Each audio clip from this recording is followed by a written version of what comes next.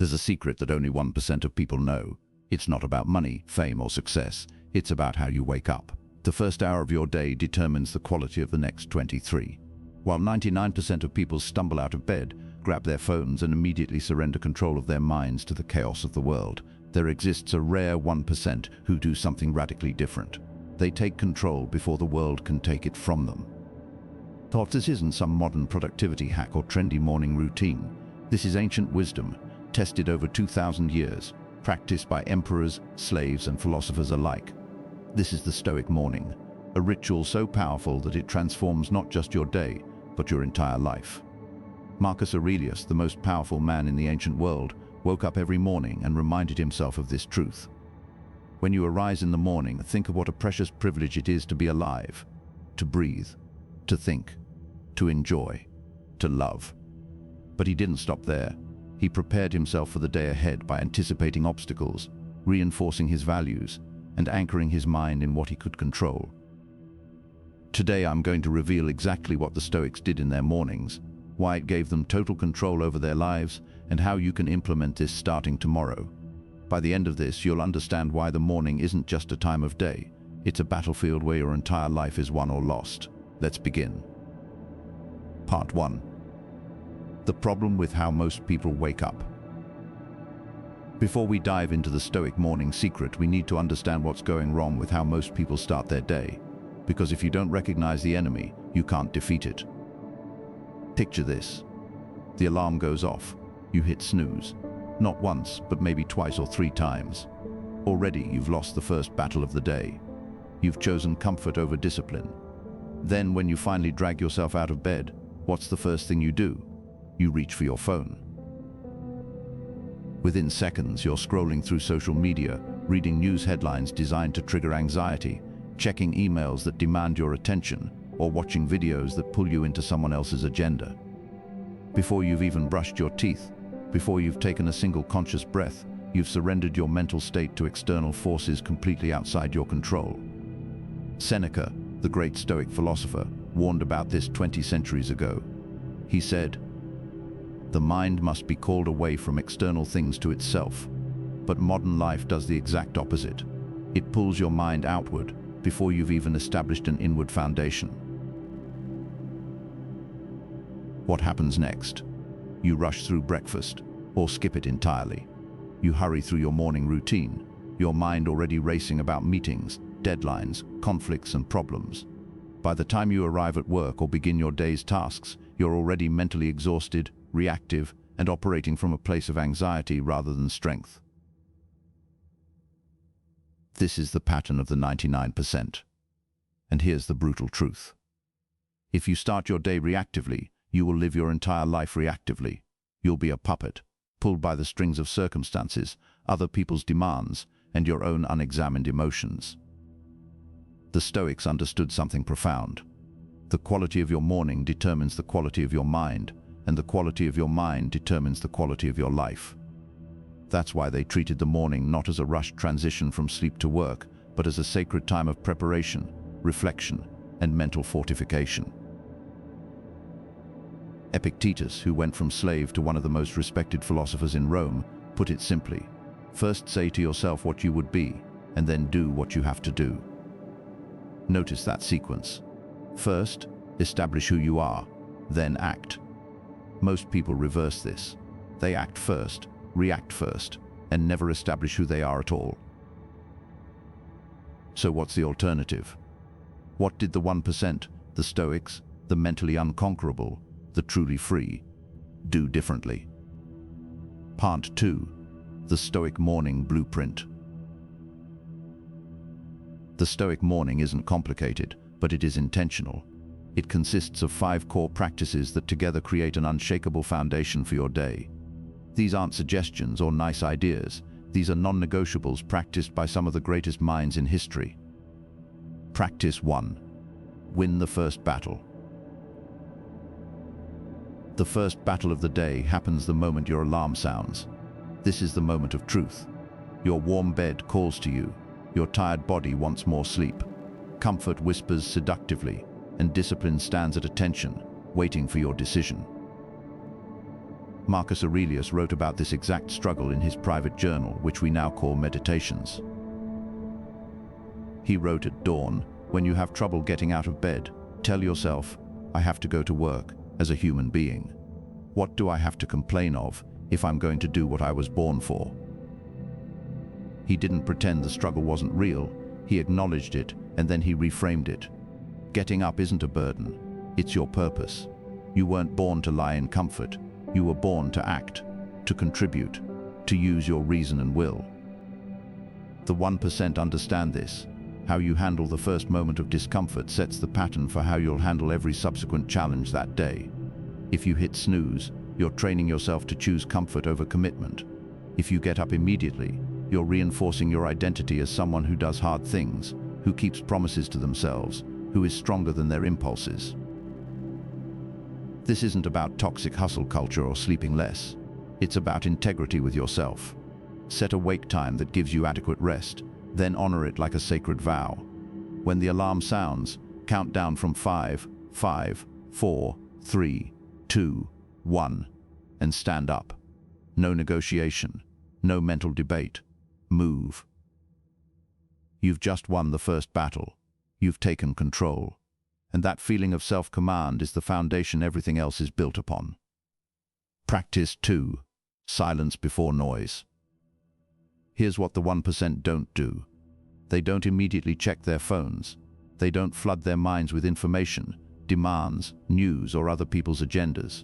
Instead, they create a sacred buffer of silence.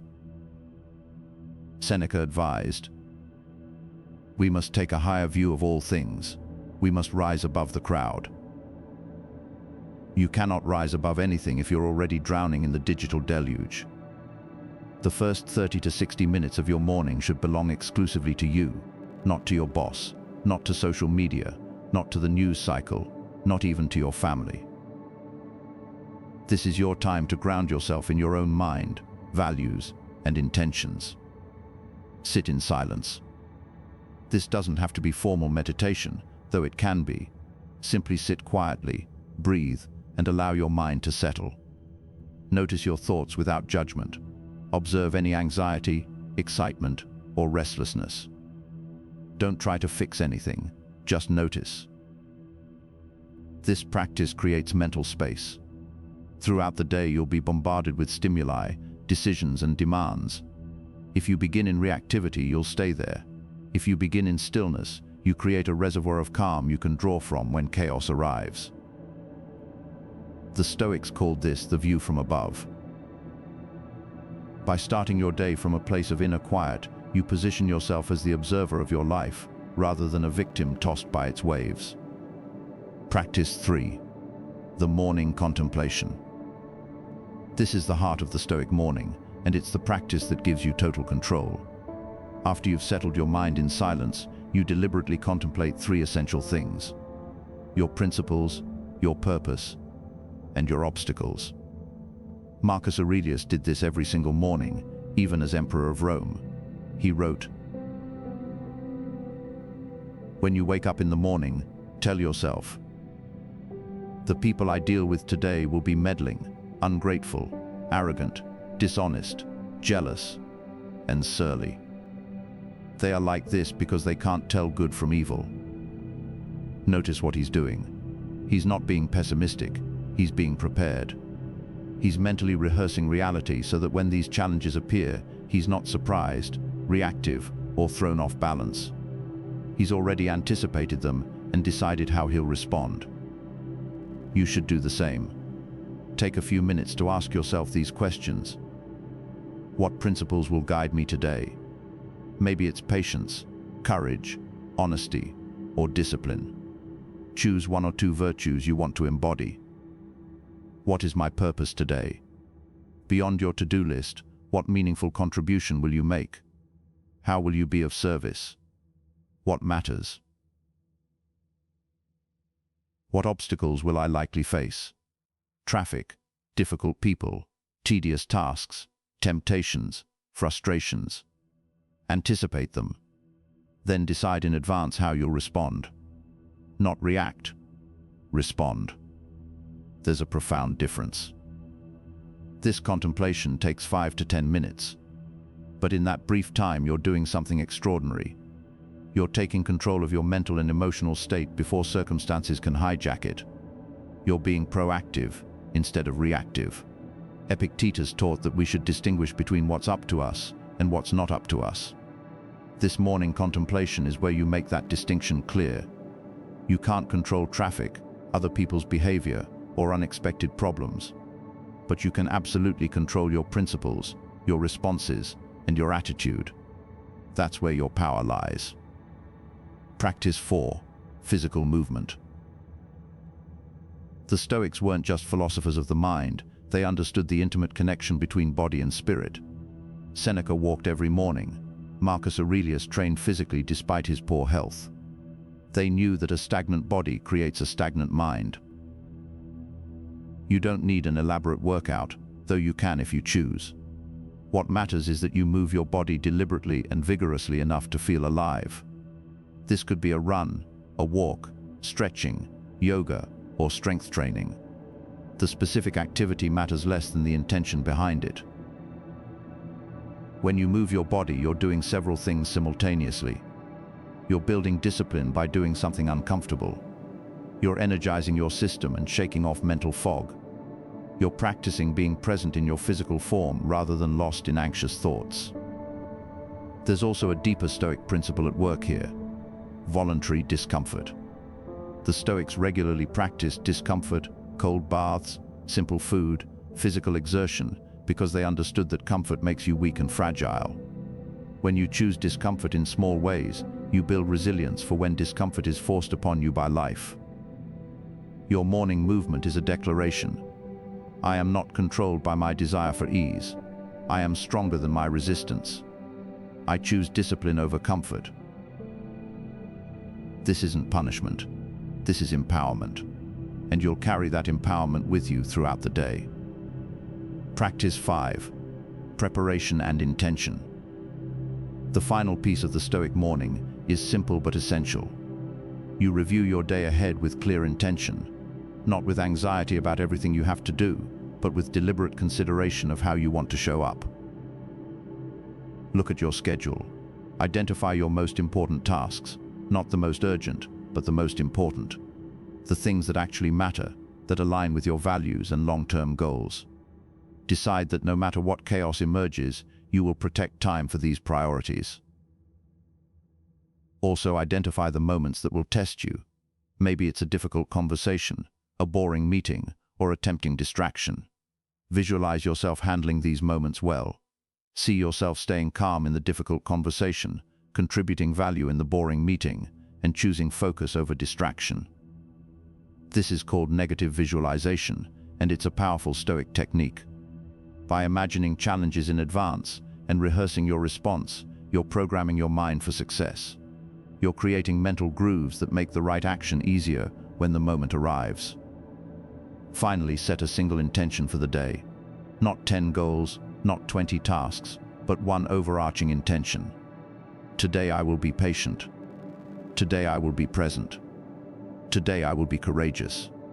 This becomes your North Star, the quality you return to whenever you feel lost or reactive. Part 3. Why this gives you total control.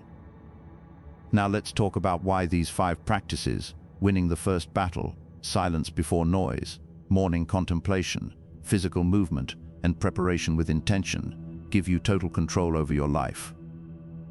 Control is not about controlling circumstances. That's impossible, and attempting it leads to frustration and suffering.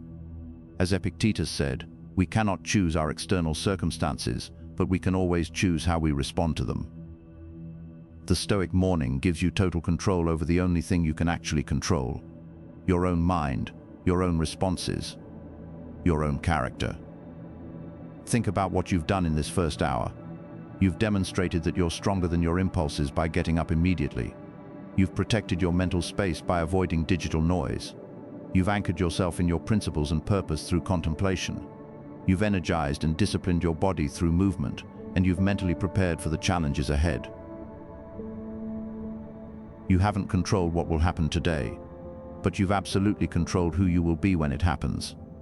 and that's the only control that matters. Most people live their lives from the outside in. External events determine their internal state. Someone cuts them off in traffic, they become angry. They receive criticism, they become defensive. They face an obstacle, they become discouraged. Their inner world is completely at the mercy of their outer world. The 1% who practice the Stoic morning live from the inside out. They've established an internal foundation so solid that external events cannot shake it. They face the same traffic, criticism, and obstacles as everyone else, but these things don't penetrate to their core. They respond rather than react. They remain centered rather than destabilized. This is what Marcus Aurelius meant when he wrote, "You have power over your mind, not outside events. Realize this, and you will find strength." The morning is where you realize this. It's where you build this strength. Every single day you're training yourself in the art of self-command, and self-command is the ultimate freedom. Part 4. The compounding effect. Here's what makes the Stoic morning truly transformative. The compounding effect. One good morning won't change your life, but one good morning every day for a month, a year, a decade, that changes everything. Seneca observed that every new beginning comes from some other beginning's end. Each morning is both an ending and a beginning. You end the unconscious patterns of yesterday and begin fresh with conscious intention today.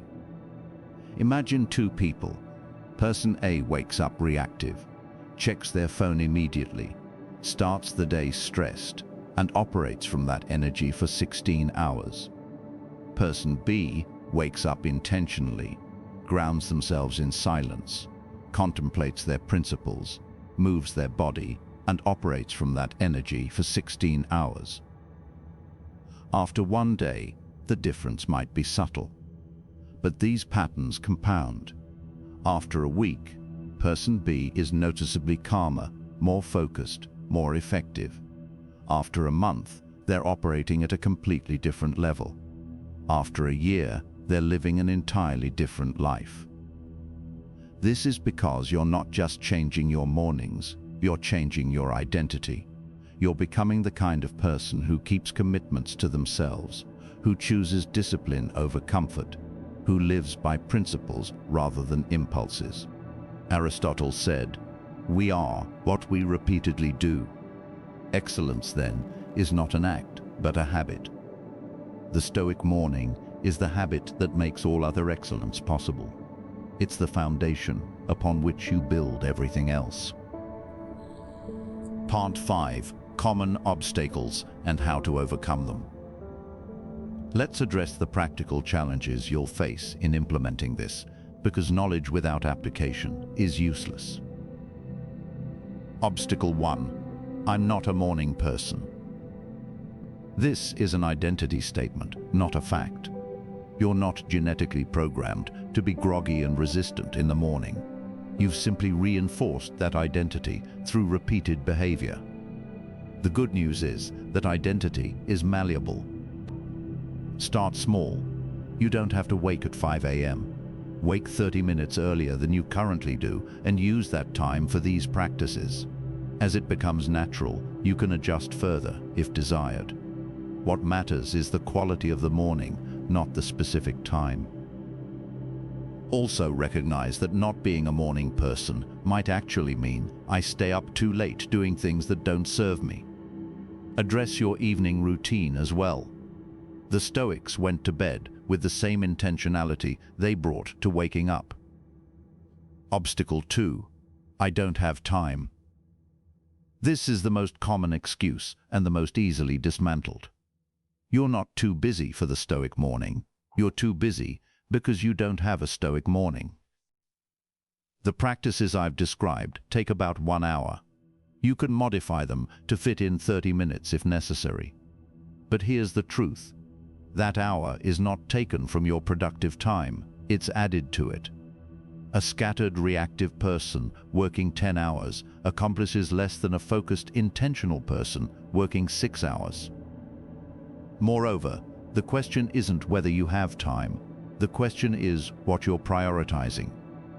You have time for what you value. If you value control over your life, you'll make time. If you value remaining reactive and at the mercy of circumstances, you'll skip it. Obstacle 3. What about my family kids' responsibilities? The Stoics had families and enormous responsibilities. Marcus Aurelius ran an empire and had multiple children. Your responsibilities are not obstacles to this practice, they're reasons for it. When you establish your own foundation first, you're better equipped to serve others from a place of strength rather than depletion. As the airplane safety demonstration says, put on your own oxygen mask before helping others. This might mean waking up before your family does. It might mean coordinating with your partner so you each have this time. It might mean being creative with scheduling. But it's possible and it's essential.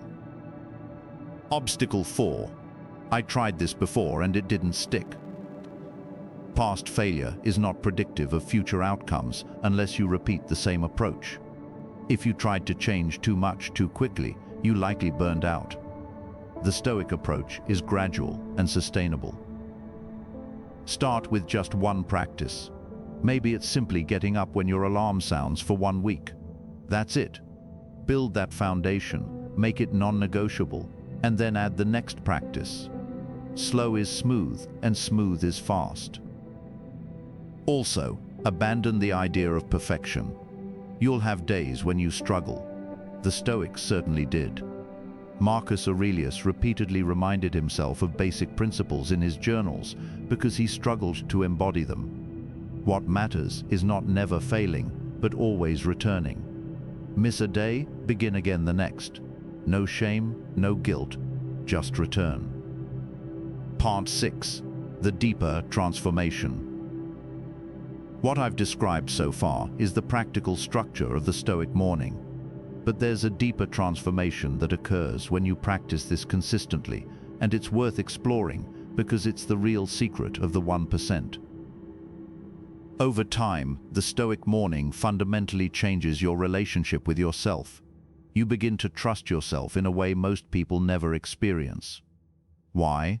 Because you've proven to yourself, day after day, that you do what you say you'll do, that you're stronger than your excuses, that you can be counted on by the most important person in your life, you.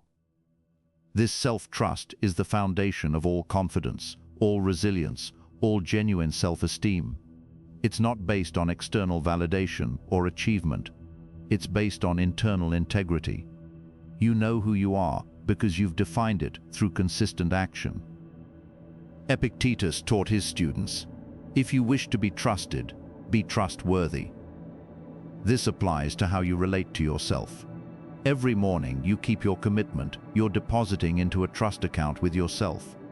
Over time, that account grows wealthy, and you can draw from it during difficult times.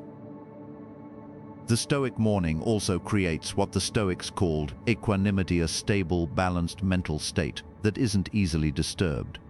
In our modern language, we might call it being unshakable. When you start every day grounded in your principles, clear about what you control, and prepared for obstacles, you develop a kind of psychological immunity to the chaos that destabilizes others. You're still engaged with life, still feeling emotions, still caring deeply. But you're not reactive, you're not fragile, you're resilient. Marcus Aurelius captured this beautifully. The mind adapts and converts to its own purposes the obstacle to our acting. The impediment to action advances action. What stands in the way becomes the way. This isn't just a nice philosophy. It's a lived reality that emerges from consistent practice. When you've mentally prepared for obstacles every morning, and then you successfully navigate those obstacles day after day, you begin to actually welcome them.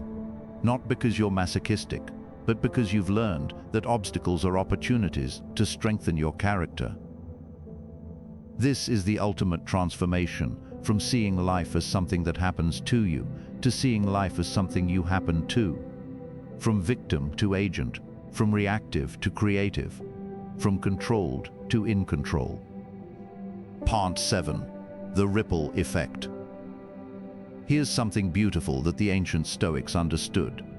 When you transform yourself, you transform everything around you. Your inner work has outer impact. When you're calm, focused, and principled because of your morning practice, you show up differently in every interaction. You're more patient with your children because you're not already depleted and reactive. You're more effective at work because you're operating from clarity rather than chaos. You're more present with your partner because your mind isn't scattered across a dozen anxieties. Seneca wrote, "Wherever there is a human being, there is an opportunity for kindness. But you can only consistently offer kindness when you're not overwhelmed." The Stoic morning creates the internal space for you to be the person you want to be in the world. Moreover, you become an example. People will notice the change in you. They won't necessarily understand why you're different, but they'll feel it. Your calm in the midst of stress, your focus in the midst of distraction, your principled behavior in the midst of chaos, these things stand out. They inspire. They give others permission to transform as well. You don't need to preach or proselytize. Just live differently, be the 1%, and watch how it affects the system around you. There's a Stoic concept called sympatheia, the idea that we're all connected, part of one larger whole. When you improve yourself, you improve the whole. Your morning practice is not selfish. It's one of the most generous things you can do, because it enables you to contribute your best self to the world, rather than your reactive, depleted self. Part 8. Making it sustainable for life. The practices I've shared aren't meant to be a 30-day challenge or a temporary intervention. They're meant to be a way of life.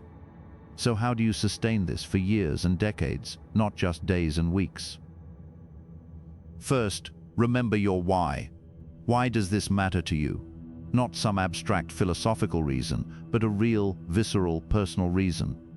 Maybe it's because you're tired of feeling controlled by your emotions. Maybe it's because you want to be present for your family. Maybe it's because you have important work to do in the world and you need to operate at your highest level. Write down your why. Return to it regularly. When motivation wanes, and it will, your why will carry you forward. Second, track your practice without obsessing over it. Keep a simple journal. Each morning, just check off that you did the practice. You'll create a visual chain of consistency that you won't want to break. But if you do break it, don't spiral. Just start a new chain. Third, adapt as needed. The core principles remain constant: win the first battle, silence before noise, contemplation, movement, preparation, but the specific forms can evolve. Maybe in different seasons of life, your morning looks slightly different. That's fine. The spirit matters more than the letter. Fourth, find community. The Stoics learned together, challenged each other, held each other accountable. You might have a friend who also wants to practice this. Check in with each other, share insights, support each other during difficult seasons. Finally, remember that this is practice, not perfection. You're not trying to become some superhuman robot immune to all struggle. You're becoming more fully human, more conscious, more intentional, more aligned with your values. The Stoics were remarkably compassionate with themselves and others. They understood that growth is a lifelong process. Marcus Aurelius was emperor of Rome, yet his journals reveal constant struggle, doubt, and the need to remind himself of basic principles. If he needed daily practice, so do you. There's no shame in that.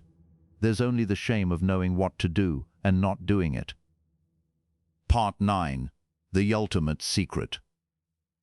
We're nearly at the end, and I want to share with you the ultimate secret of the Stoic morning, the deepest truth that the 1% understand. The secret is this: the morning practice is not about the morning, it's about who you're becoming. Every time you get up when you don't want to, you're becoming someone who does hard things. Every time you sit in silence instead of reaching for your phone, you're becoming someone who controls their attention. Every time you contemplate your principles, you're becoming someone who lives by principles. Every time you move your body despite resistance, you're becoming someone stronger than their resistance. Every time you prepare for obstacles, you're becoming someone obstacles cannot break.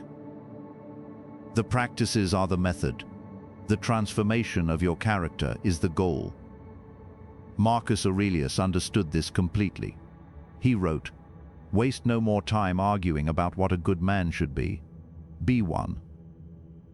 The Stoic morning is how you be one, not through grand gestures or dramatic changes, but through small, consistent actions that shape your character like water shapes stone, slowly, imperceptibly, but inevitably.